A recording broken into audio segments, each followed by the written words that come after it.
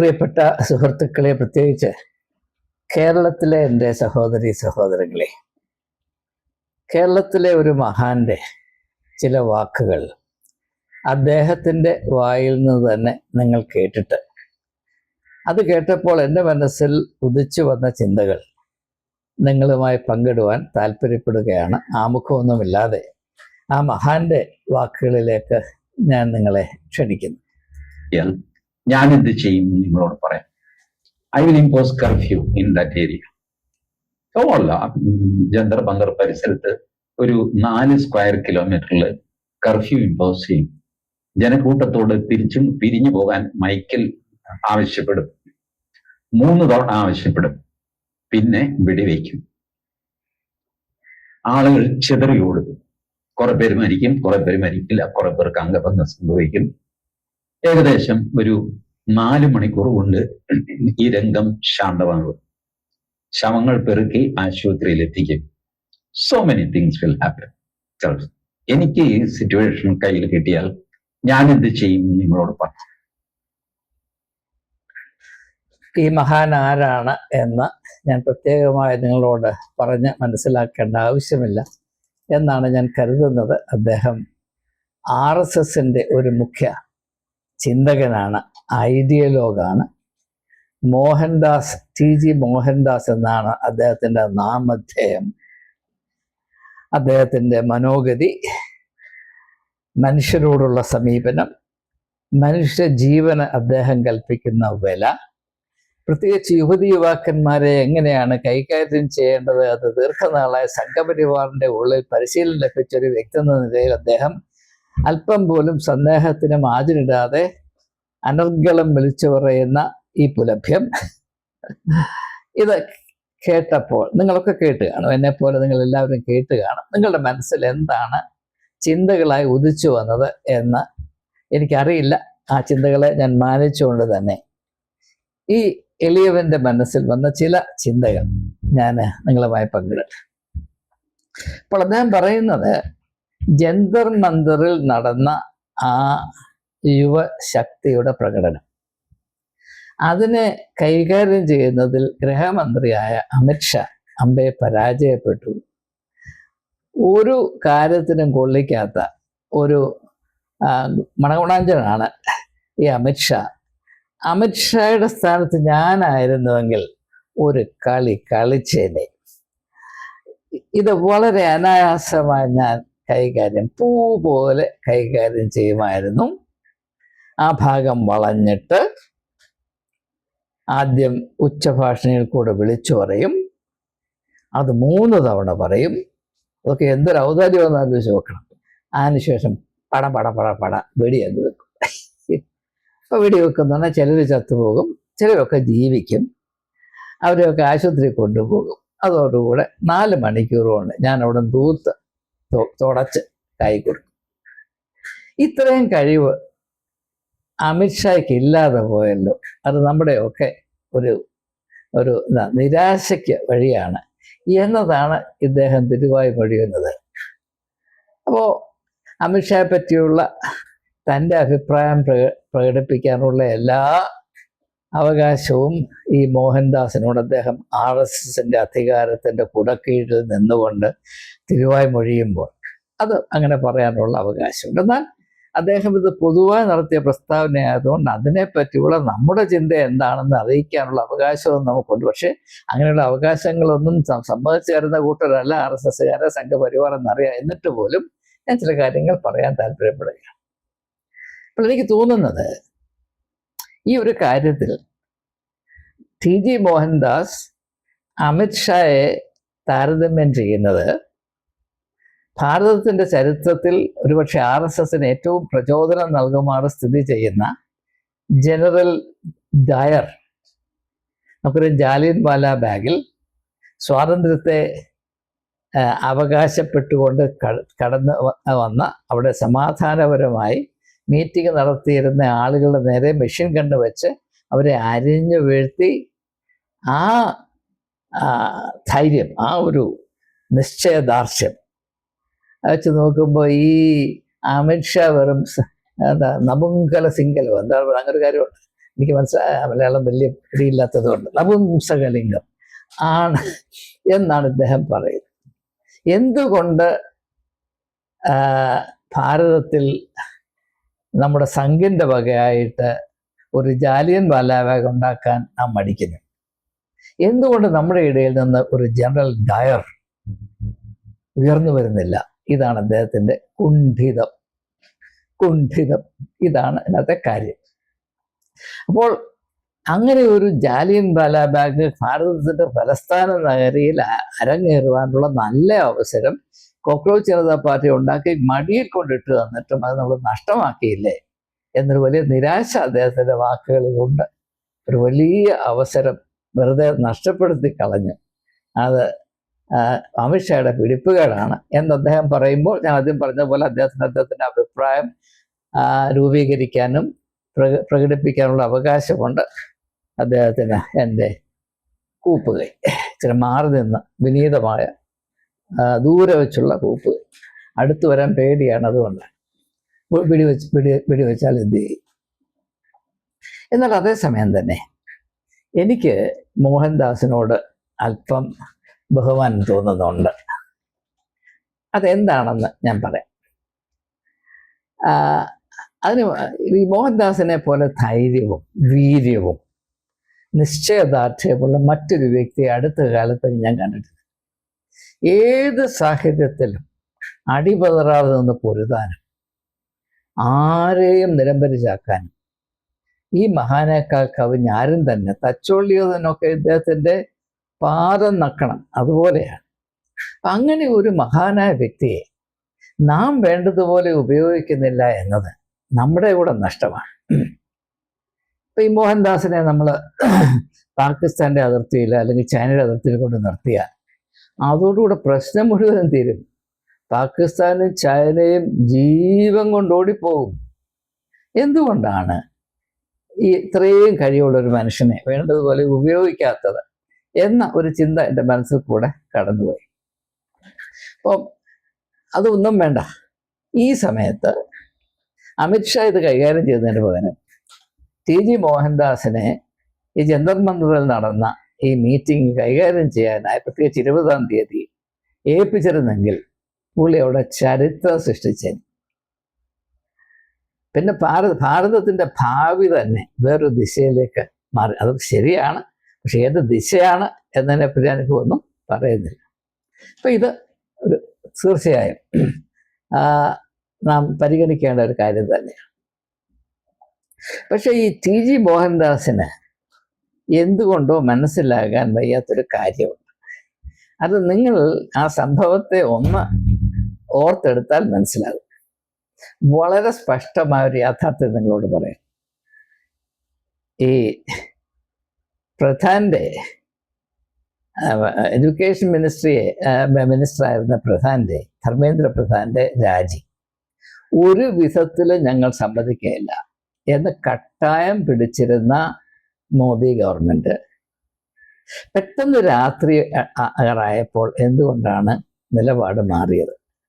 ഇതിൻ്റെ കാര്യം വളരെ വ്യക്തമാണ്, അവിടെ തന്നെ പ്രകടമാണ്, ആരും കണ്ടുപിടിക്കേണ്ട കാര്യമില്ല. കോക്രോച്ച് പാർട്ടിയുടെ നേതാക്കന്മാർ, സംഘാടകർ പറഞ്ഞു, നാളേക്കുള്ളിൽ ഇതിന് ഒരു പരിഹാരം കണ്ടില്ലെങ്കിൽ ഞങ്ങൾ ധർമ്മപ്രധാന്റെ രാജിയല്ല മോദിയുടെ രാജി ആവശ്യപ്പെടും എന്ന് പറഞ്ഞപ്പോഴാണ് ആകെപ്പാടെ വാലെ തീ കത്തിയെന്ന് പോയതൊക്കെ സംഭവിച്ചത്. ധർമ്മേന്ദ്ര പ്രധാൻ അതുവരെ രാജിവെക്കത്തില്ല, ഒരു വിധത്തിൽ രാജിവെക്കത്തില്ല, മോദി ഗവൺമെന്റിൽ അങ്ങനെ മന്ത്രിമാർ രാജിവെക്കുന്ന ചരിത്രമില്ല, പ്രശ്നം ഉദിക്കുന്നില്ല എന്ന് പറഞ്ഞ് കട്ടായം പിടിച്ചിരുന്നപ്പോൾ പെട്ടെന്ന് എങ്ങനെ മാറി പറഞ്ഞു? ഒരൊറ്റ വാചകം പറഞ്ഞതേ ഉള്ളൂ. ആര്? കോക്രോച്ച് ജനതാ പാർട്ടിയിലെ 27 വയസ്സുള്ളൊരു പയ്യൻ പറഞ്ഞു, ഇത് നാളെ കൊണ്ട് നടന്നില്ലെങ്കിൽ ഞങ്ങളുടെ സ്വരം മാറ്റും. പ്രിയപ്പെട്ട TG മോഹൻദാസ്, ഇതാണ് നടന്നത്. തൻ്റെ ഈ ഞാഞ്ഞൂര് പോലെയുള്ള ശരീരം കൊണ്ട് അങ്ങോട്ട് ചെന്ന് അവിടെയുള്ളവരെ പൊടിക്കടനടി അടിച്ച് നിലത്തിടാൻ പോകുമെന്ന് പറഞ്ഞാൽ താൻ ഏത് ലോകത്തിലാണോ ജീവിക്കുന്നത്? അല്പമൊക്കെ നാണം വേണ്ടേ? തൊലിക്കട്ടിയുണ്ട് എന്ന് വിചാരിച്ച് ഇത്രയാകാം. വസ്തുതകൾ ചിലതെങ്കിലും മനസ്സിലാക്കിയിട്ട് വേണ്ടേ സംസാരിക്കാൻ. ഇതാണ് അവിടെ നടന്നത്. ഇനി നമുക്ക് എന്തുകൊണ്ടാണ് ഈ TG മോഹൻദാസ്, അതായത് RSSന്റെ ആചാര്യനായ, അതിൻ്റെ ഐഡിയോളജിക്കൽ ഗുരുവായ TG മോഹൻദാസ്, അദ്ദേഹത്തെ ഇപ്പോൾ RSS തന്നെ തള്ളിപ്പറഞ്ഞു എന്നാണ് അറിയുന്നത്. അപ്പോൾ നമ്മുടെ പ്രശ്നമാണ് എന്തുകൊണ്ടാണ് ഇങ്ങനെ പറഞ്ഞത്, അത് നമുക്ക് മനസ്സിലാക്കണം. അത് മനസ്സിലാക്കിയേ മതിയാകും. ആ ചോദ്യത്തിൻ്റെ ഉത്തരം നമുക്ക് കണ്ടെത്തണമെങ്കിൽ ജന്തർ മന്ദറിൽ നടന്ന പ്രൊട്ടസ്റ്റ് എന്തിനെ പറ്റിയായിരുന്നു, എന്തിനു വേണ്ടിയായിരുന്നു എന്ന് പരിഗണിച്ചാൽ മാത്രമേ നമുക്ക് ഇതിൻ്റെ സത്യമായ ഉത്തരം കണ്ടുപിടിക്കാൻ സാധിക്കുകയുള്ളൂ. അത് മറ്റൊന്നുമല്ല, വളരെ കൃത്യമായി മനസ്സിലാക്കണം. നമ്മുടെ രാജ്യത്ത് പണമുള്ളവനും പാവപ്പെട്ടവനും, താഴ്ന്ന ജാതിക്കാരനും ഉന്നത ജാതിക്കാരനും ഒരുപോലെ അവസരം ലഭിക്കണമെന്ന് പറയുന്നത് പൊറുക്കാനാവാത്ത ഒരു കുറ്റകൃത്യമാണ്. അത് നിങ്ങൾക്ക് മനസ്സിലാകണം. ഇത് BR അംബേദ്കർക്ക് അറിയായിരുന്നു. നിങ്ങൾക്കറിയാം, 1953 BBC അംബേദ്കറെ ഇന്റർവ്യൂ ചെയ്തപ്പോൾ അംബേദ്കർ പറഞ്ഞത് ഇങ്ങനെയാണ്: democracy will be A failed experiment in India. ഇന്ത്യയിൽ ഡെമോക്രസി പരാജയപ്പെടും. കാരണം ഡെമോക്രസിയുടെ അടിസ്ഥാനം ഈക്വാളിറ്റിയാണ്, സമാനതയാണ്, തുല്യ അവകാശങ്ങളാണ്, തുല്യതയാണ്. അത് ഭാരതത്തിൽ ഒരിക്കലും അംഗീകരിക്കപ്പെടുകയില്ല. അതുകൊണ്ട് ഇവിടെ ജനാധിപത്യ രീതി അവസാനിച്ചു പോകും എന്ന് പറഞ്ഞത് നിങ്ങൾക്ക് ഓർമ്മ. അത് BR അംബേദ്കർ പറഞ്ഞത് 100%, 200%, 1000% ശരിയാണ്. വാസ്തവത്തിൽ ഇപ്രകാരമുള്ള ഒരു പാറ്റ വിപ്ലവം ഉണ്ടാകേണ്ട വന്ന ഗതികേട് എന്താണ്? അതിൻ്റെ ഉള്ളിൽ സ്ഥിതി ചെയ്യുന്നൊരു വലിയ ചോദ്യമുണ്ട്. എല്ലാവർക്കും തുല്യമായി ഭാരതത്തിൽ ഉന്നത വിദ്യാഭ്യാസത്തിന് അവകാശം ഉണ്ടാകണമോ വേണ്ടയോ? ഇതാരും പറയാത്തതുകൊണ്ട് ഞാൻ സൂചിപ്പിക്കാം. ഇപ്പം നിങ്ങൾ അല്പം ഒന്ന് ആലോചിച്ച് നോക്കി. NTA, നാഷണൽ ടെസ്റ്റിംഗ് ഏജൻസി, അവര് ഒരു പരീക്ഷ നടത്തിയാൽ അത് ലീക്ക് വരാതെ പരീക്ഷ നടത്താൻ ഒക്കത്തില്ലെന്നാണ് നിങ്ങൾ പറയുന്നത്. വേണ്ട, നമുക്കറിയാം 2014 മുതൽ കഴിഞ്ഞ 12 വർഷമായി 152 തവണ ക്വസ്റ്റ്യൻ പേപ്പർ ലീക്ക് ചെയ്തു നമ്മുടെ ഭാരതത്തിൽ. എല്ലാം NTA കൂടെ അല്ല എങ്കിലും ഇതൊക്കെ നടന്നിട്ടും അതിനൊരു പരിഹാരം കണ്ടെത്താൻ ഇപ്പം മാത്രമേ ചിന്തിക്കണമെന്ന് ഇപ്പം മാത്രം തോന്നാൻ കാര്യം എന്താണ്? കാര്യം മറ്റൊന്നുമല്ല. ഇങ്ങനെ ലീക്ക് നടക്കുന്ന ആകസ്മികമല്ല, ആരും അറിയാതെയല്ല, എല്ലാവരുടെയും താല്പര്യത്തിന് വിരുദ്ധമായിട്ടല്ല. ഇത് മനഃപൂർവ്വമാണ് എന്നത് വിദ്യാഭ്യാസത്തിൽ പ്രവർത്തിച്ചൊരു വ്യക്തി എന്ന നിലയിൽ ഞാൻ വിശ്വസിക്കുന്നു. കാരണം ഉന്നത വിദ്യാഭ്യാസത്തിൽ എല്ലാവർക്കും തുല്യമായ അവകാശം അല്ലെങ്കിൽ ഈക്വാളിറ്റി ഓഫ് ഓപ്പർച്യൂണിറ്റി ഉണ്ടാകുക എന്നത് പലർക്കും ഒരു വിധത്തിലും സ്വീകരിക്കാൻ വയ്യാത്ത ഒരു പ്രഹേളികയാണ്. അതുകൊണ്ട് ഏതെല്ലാം വിധത്തിൽ അത് അട്ടിമറിക്കാമോ അതിനുള്ള ക്രമീകരണങ്ങളാണ് ഭാരതത്തിൽ ഉള്ളത് എന്ന് പലർക്കും മനസ്സിലാകുന്നില്ല.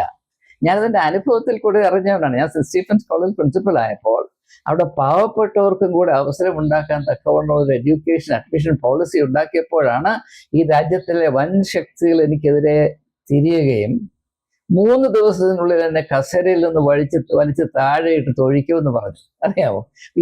ഈ പ്രശ്നത്തിന്റെ മൂർച്ച എന്താണെന്ന് എനിക്കറിയാം.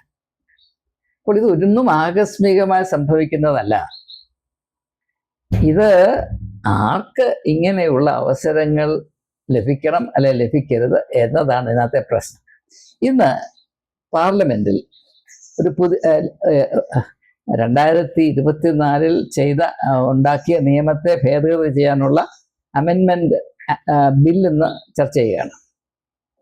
അതിൽ പങ്കെടുത്ത് പ്രസംഗിച്ചുകൊണ്ട് BJPയുടെ ഇപ്പോഴത്തെ ഒരു വലിയ ശക്തിയുള്ള വക്താവായ ബാസുരി സ്വരാജ്, സുഷമ സ്വരാജിന്റെ മകൾ ബാസുരി സ്വരാജ് പറഞ്ഞൊരു കാര്യം ഞാൻ നിങ്ങളുടെ ശ്രദ്ധയിൽപ്പെടുത്തട്ടെ. അവർ പറഞ്ഞത് ഭാരതത്തിലെ ജനാധിപത്യ രീതിയുടെ മനോഹാരിത, സൗന്ദര്യം എന്താണ്? തീരെ പാവപ്പെട്ടവൻ്റെയും വലിയ പണക്കാരൻ്റെയും മക്കൾ ഒരേ എക്സാമിനേഷൻ ഹാളിലിരുന്ന് ഒരേ പരീക്ഷ അനുസരിച്ച് ഒരേ സമയത്തിനുള്ളിൽ ഉത്തരമെഴുതി അവരുടെ കഴിവ് വെളിപ്പെടുത്തുന്നു എന്നാണ് പറയുന്നത്. പക്ഷേ ബാസുരി സ്വരാജ് പറയാത്തൊരു കാര്യമുണ്ട്. ആ കാര്യം എന്താണെന്ന് ഞാൻ പറഞ്ഞുതരാം. പട്ടിണി പാവപ്പെട്ട ഒരു വ്യക്തിയുടെ മകനും കുബേരനായ ഒരു മകൻ്റെയും ഒരുത്തൻ്റെയും രണ്ടുപേരുടെയും മക്കൾ അവിടെ നിന്ന് പരീക്ഷ എഴുതുമ്പോൾ ഒരേ പരീക്ഷാ ഹാളിലാണ് ഇരിക്കുന്നത്, ഒരേ ക്വസ്റ്റ്യൻ പേപ്പറാണ് അവർക്ക് ലഭിക്കുന്നത്. പക്ഷേ പരീക്ഷ ആരംഭിക്കുന്നതിന് കുറഞ്ഞ പക്ഷം ഒരു ദിവസം മുമ്പെങ്കിലും കുബേരനായ ആളിൻ്റെ മകന് ക്വസ്റ്റ്യൻ പേപ്പർ കിട്ടിയിരിക്കും എന്ന് മാത്രവുമല്ല അതിൻ്റെ ഉത്തരവും കിട്ടിയിരിക്കും. ഇതാണ് ഭാരതത്തിൽ നടക്കുന്നത്. ഇത് ആകസ്മികമല്ല, ഇതെങ്ങനെയോ സംഭവിക്കുന്നതല്ല. അപ്പോൾ എന്തുകൊണ്ടാണ് ഇങ്ങനെ ഒരു സംവിധാനം ഉണ്ടാക്കിയിരിക്കുന്നതെന്ന് ചോദിച്ചാൽ, നിങ്ങൾക്കറിയാം മെഡിക്കൽ എഡ്യൂക്കേഷൻ വളരെ വളരെ ചിലവുള്ള കാര്യമാണ്. രണ്ട് തരത്തിലുള്ള രണ്ട് സാധ്യതകളുണ്ട്. ഒന്ന് ഗവൺമെൻറ് കോളേജ്, മറ്റേത് പ്രൈവറ്റ് കോളേജ്. ഗവൺമെൻറ് കോളേജിൽ ഫീസ് വളരെ കുറവാണ്. ഇപ്പം എൻ്റെ മൂത്ത മകൾ ഡൽഹി മൗലാന ആസാദ് മെഡിക്കൽ കോളേജിലാണ് പഠിച്ചത്. ഒരു വർഷത്തെ ഫീസ് 700 രൂപയായിരുന്നു. നിങ്ങൾ വിശ്വസിക്കൂ, ഒരു വർഷത്തെ ഫീസ് ഞാൻ കൊടുത്ത 700 രൂപയാണ്. അതേസമയം അതിനു മുമ്പ് അവൾ ഒരു പ്രൈവറ്റ് സ്കൂളിൽ പഠിക്കുമ്പോൾ ഒരു മാസം ഞാൻ അന്ന് കൊടുത്തുകൊണ്ടിരുന്ന 700 രൂപയാണ്. അങ്ങനെ വളരെ പാവപ്പെട്ടവർക്ക് ഇങ്ങനെ ഗവൺമെൻറ് സ്കൂൾ മെഡിക്കൽ കോളേജിൽ മാത്രമേ പഠിക്കാനൊക്കത്തുള്ളൂ. പ്രൈവറ്റ് കോളേജിൽ പോയാൽ ഒരു വർഷം 1 കോടി കൊടുക്കണം, 1.5 കോടി കൊടുക്കണം. ചിലപ്പോൾ അതിന് റെസീറ്റ് കിട്ടത്തില്ല. അങ്ങനെ പാവപ്പെട്ടവർക്ക് ആകെപ്പാടെ അവശേഷിക്കുന്നത് ഗവൺമെൻറ് കോളേജുകളിലെ സീറ്റുകളാണ്. അവിടെ പ്രവേശിക്കണമെങ്കിൽ തക്കതായ മാർക്ക് വേണം. അങ്ങനെ മാർക്ക് കിട്ടാതിരിക്കത്തക്കവണ്ണ ഒരു സംവിധാനമാണ് ഇവിടെ നിലകൊള്ളുന്നത്. അത് ആയിട്ട് കുറേ നാളായി. അതിനൊരു മാറ്റം വരാത്തത് എന്തുകൊണ്ടാണ് എന്നതാണ് നാം ചിന്തിക്കേണ്ടത്. എന്നാൽ എൻ്റെ കാരണം ഞാൻ പറഞ്ഞുതരാം. സത്യമായി ഞാൻ നിങ്ങളോട് പറയാം, അനുഭവം കൊണ്ടും അല്ലാത്തുള്ള അറിവ് കൊണ്ടും. യഥാർത്ഥത്തിൽ സത്യസന്ധമായി മെറിറ്റ് അനുസരിച്ച് ഒരു പരീക്ഷ നടന്നാൽ പാവപ്പെട്ടവൻ്റെ മക്കൾ മറ്റുള്ളവരെക്കാൾ വളരെയധികം മുൻപോട്ട് പോകും. മഹാത്മാഗാന്ധി പറഞ്ഞൊരു കാര്യം എൻ്റെ മനസ്സിൽ എപ്പോഴും ഉണ്ട്. ഞാനത് അനുഭവത്തിൽ അറിഞ്ഞതാണ്. ഗാന്ധി എന്ത് പറഞ്ഞു? The real merit of India is in her villages. ഭാരതത്തിൻ്റെ യഥാർത്ഥത്തിലുള്ള കഴിവ്, ബുദ്ധി, സമ്പത്ത് നമ്മുടെ ഗ്രാമങ്ങളിലാണ്. പക്ഷെ അഡ്മിഷൻ കിട്ടുന്നത് ആർക്കാണ്? പട്ടണങ്ങളിൽ വസിക്കുന്നവരാണ്. ഞാൻ സെൻറ്റ് സ്റ്റീഫൻസ് കോളേജിൽ അഡ്മിഷൻ പോളിസി മാറ്റിയ ശേഷം എന്നെ അത്ഭുതപ്പെടുത്തിക്കൊണ്ട് എനിക്ക് വെളിപ്പെട്ടു വന്ന കാര്യം ഇത് തന്നെയാണ്. ഞാനൊരു ഉദാഹരണം പറയാം. സെൻറ്റ് സ്റ്റീഫൻസ് കോളേജിൽ വളരെ വളരെ സമ്പന്നമായ ഒരു സ്കോളർഷിപ്പാണ്. അത് ബ്രൗൺ യൂണിവേഴ്സിറ്റി സ്കോളർഷിപ്പ് എന്നാണ് പറയുന്നത്. അതിന് 36 ലക്ഷം രൂപ ഒരു വർഷം ആണ് ആ സ്കോളർഷിപ്പിൻ്റെ തുക. ഞാനാണ് എൻ്റെ കാലത്താണ് അത് ഇൻസ്റ്റിറ്റ്യൂട്ട് ചെയ്തത്. 4 വർഷം ആ സ്കോളർഷിപ്പ് അവാർഡ് ചെയ്യുന്നതിൻ്റെ ചെയർമാൻ ഞാനായിരുന്നു.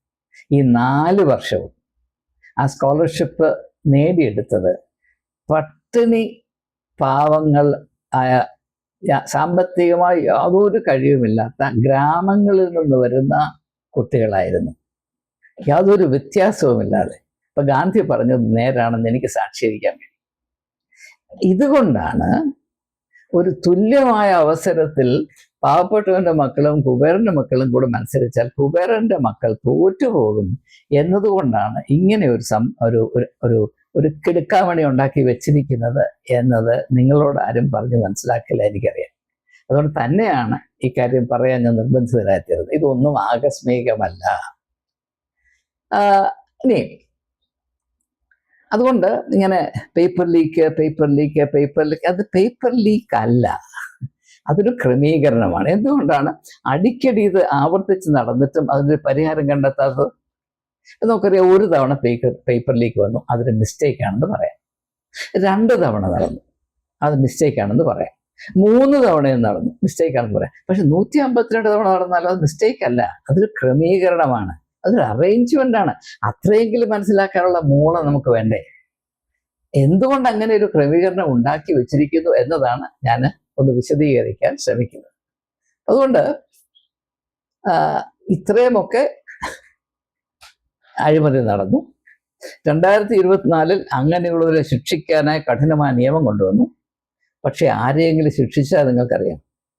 ഇപ്പോൾ ഈ പുതിയ അമെൻമെന്റ് കൊണ്ടുവരുന്ന അതേ നിയമത്തിനാണ് എന്താണ് 3 വർഷം ശിക്ഷിക്കുക 5 വർഷമാക്കി.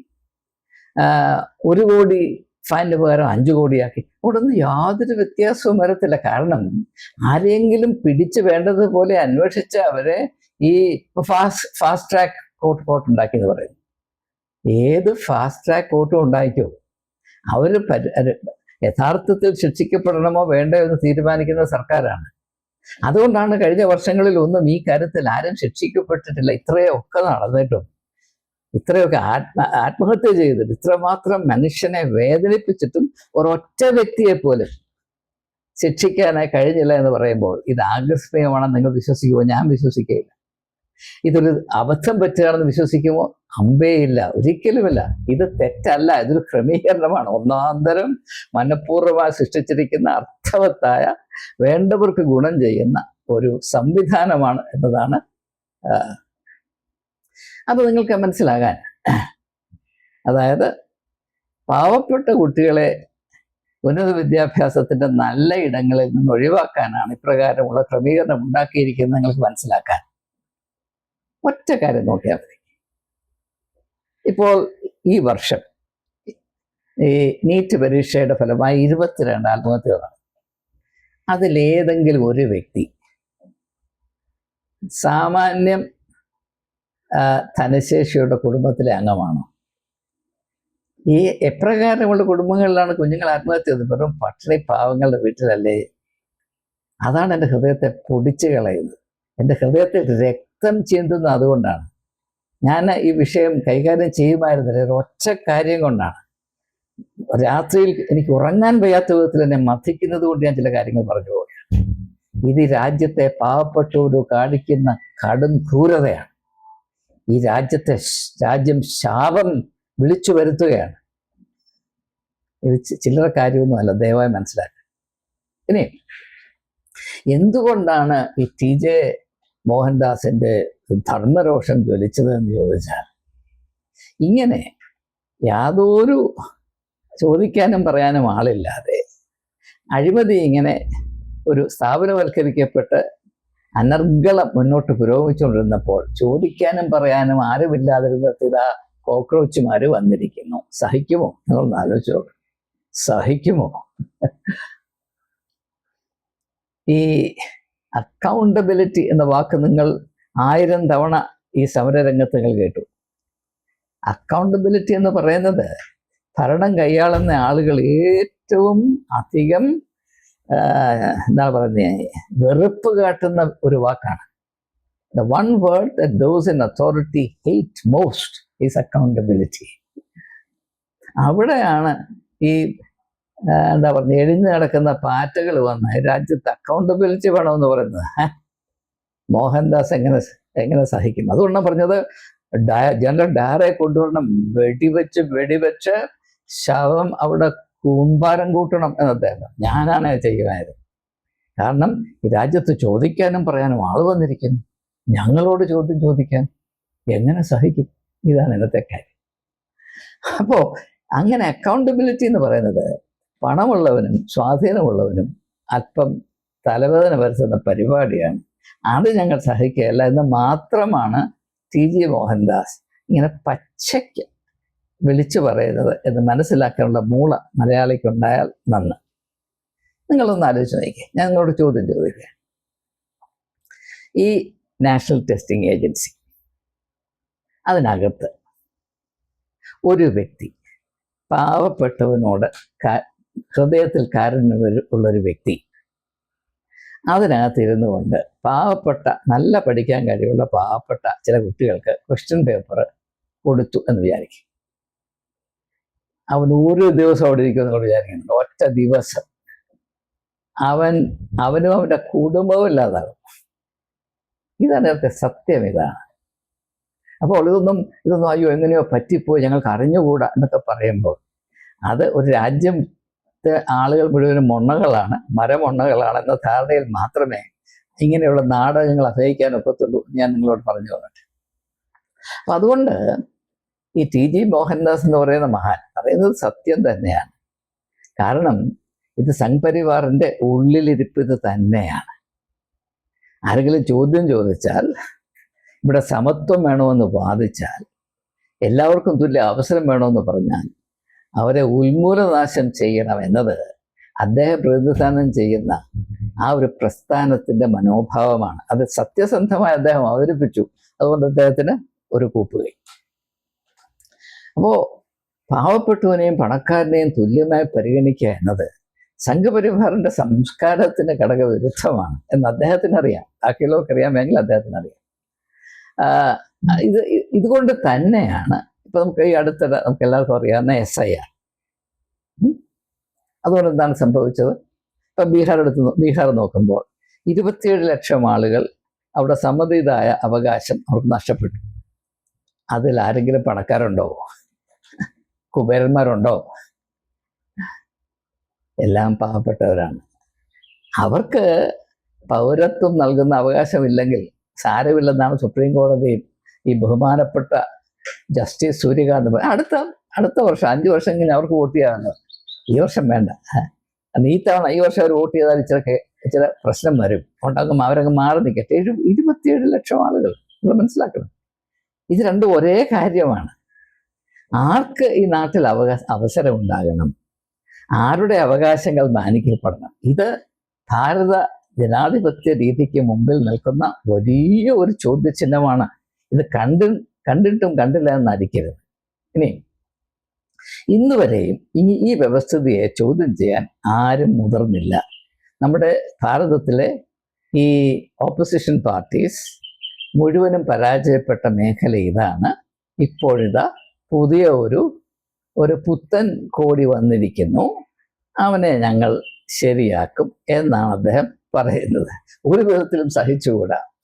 ഞാൻ അവസാനമായിട്ട് എനിക്ക് പറയാനുള്ളത്, ഇതിൽ കൂടെ നാം മനസ്സിലാക്കേണ്ട മറ്റൊരു കാര്യം, സംഘപരിവാറിൻ്റെ കാഴ്ചയിൽ കൂടെ നോക്കുമ്പോൾ പാവപ്പെട്ടവൻ്റെ ജീവൻ എന്ത് വില കൽപ്പിക്കണം എന്നൊരു ചോദ്യം കൂടെ ഇവിടെ ഉണ്ട്. ഇപ്പം മോദി യാതൊരു പ്രയാസവും കൂടാതെ ഇപ്രകാരമുള്ള ഭരണം മുൻപോട്ട് കൊണ്ടുപോകുന്നതിന് ആരെങ്കിലും തടസ്സം നിന്നാൽ അവനെ യാതൊരു ദാക്ഷിണ്യമില്ലാതെ അരിഞ്ഞു വീഴ്ത്തണം. ഒരു വ്യക്തിക്ക് വേണ്ടി 10,000 പേർ 10 ലക്ഷം പേർ മരിച്ചാൽ ഒരു കുഴപ്പവുമില്ല എന്ന ഒരു മനോഭാവത്തിൽ കൂടെ മാത്രമേ ഭാരതത്തിൽ ഒരു ജനറൽ ഡയർ ഉണ്ടായിരുന്നുവെങ്കിൽ കൊള്ളായിരുന്നു എന്ന് തോന്നിപ്പിക്കുമാർ ഇപ്രകാരം അദ്ദേഹം തിരുവായി പൊഴിയുമായിരുന്നുള്ളൂ. അപ്പോൾ നമുക്കറിയാം, ഭാരതത്തിൻ്റെ എക്കാലത്തെ ശാപം വലിയവൻ്റെ ജീവന് വിലയുണ്ട്, പാവപ്പെട്ടവൻ്റെ ജീവന് വിലയില്ല. അതുകൊണ്ടാണ് 22 പേർ ആത്മഹത്യ ചെയ്താലും ആർക്കും സാരമില്ല. ഇപ്പം കോക്രോച്ച് ജനതാ പാർട്ടി ഇത് കൈകാര്യം ചെയ്തില്ലായിരുന്നുവെങ്കിൽ അങ്ങനെ പോകുമായിരുന്നു. 22 ആത്മഹത്യകൾ, അത് എങ്ങാണ്ട് പാറ്റകൾ ചത്തതുപോലെ അത്രയും പോലും ആരും പരിഗണിക്കുമായിരുന്നില്ല. അപ്പം മനുഷ്യജീവന് വിലയുണ്ട് എന്ന് വിളിച്ചു പറയുവാനൊരു കോക്രോച്ച് ജനതാ പാർട്ടി ഉണ്ടായല്ലോ എന്നോർത്ത് ഞാൻ ആശ്വസിക്കുകയാണ്. അപ്പോൾ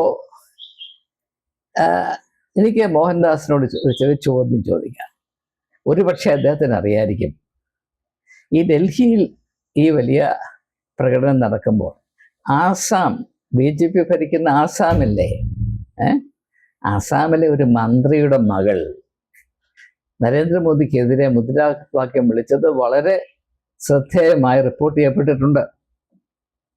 അങ്ങനെ BJP മന്ത്രിയുടെ മകൾ ഈ കൂട്ടത്തിലിരിക്കുമ്പോൾ, അവൾ അവിടെ ഇരിക്കുന്നുണ്ട് എന്നറിഞ്ഞുകൊണ്ട് TG മോഹൻദാസ് പറയുമോ മെഷീൻ ഗൺ വെച്ച് അരിഞ്ഞ് വീഴ്ത്തിയേക്കെന്ന് പറയുമോ? വേണ്ട. മോഹൻദാസിൻ്റെ മകനോ കൊച്ചുമകനോ അവിടെ ഇരിക്കുകയാണെങ്കിൽ ആ കൂട്ടത്തിലുണ്ടെങ്കിൽ പറയുമോ? ഇല്ല. കാരണം എന്തറിയാമോ, അത് ഇച്ചിരി വേദനിക്കും. അത് എൻ്റെ തൊലി പോറും. പാവപ്പെട്ടവൻ്റെ മക്കൾ ആയിരക്കണക്കിന് ഈച്ച പോലെ ചത്തു വീണാലും ഒരു കുഴപ്പവുമില്ല എന്ന മനോഭാവം ഇതാ കോണകമഴിച്ച് കാണിക്കുന്ന വിധത്തിൽ മോഹൻദാസ് വെളിപ്പെടുത്തുകയാണ്. മലയാളിയുടെ കണ്ണ് തുറക്കാൻ ഇതുകൊണ്ട് സാധിച്ചില്ല എങ്കിൽ പിന്നെ ഒന്നുകൊണ്ടും സാധിക്കുകയില്ല. അതുകൊണ്ട് ഈ സംഘപരിവാർ എന്ന ഈ പ്രസ്ഥാനത്തിൻ്റെ തനി നിറം പൂർണ്ണമായി വെളിപ്പെടുത്തിയ TJ മോഹൻദാസിനോട് ഉള്ള കടമ അറിയിക്കുമ്പോൾ തന്നെ ഇങ്ങനെയുള്ള വെളിപ്പെടുത്തലുകൾ നഷ്ടപ്പെടുത്തി കളയരുത് എന്ന് ഞാൻ സ്നേഹിക്കുന്ന മലയാളികളായ സഹോദരി സഹോദരങ്ങളോട് വിനീതമായി അപേക്ഷിച്ചുകൊണ്ട് വാക്കുകൾ ചുരുക്കുന്നു. നമസ്കാരം.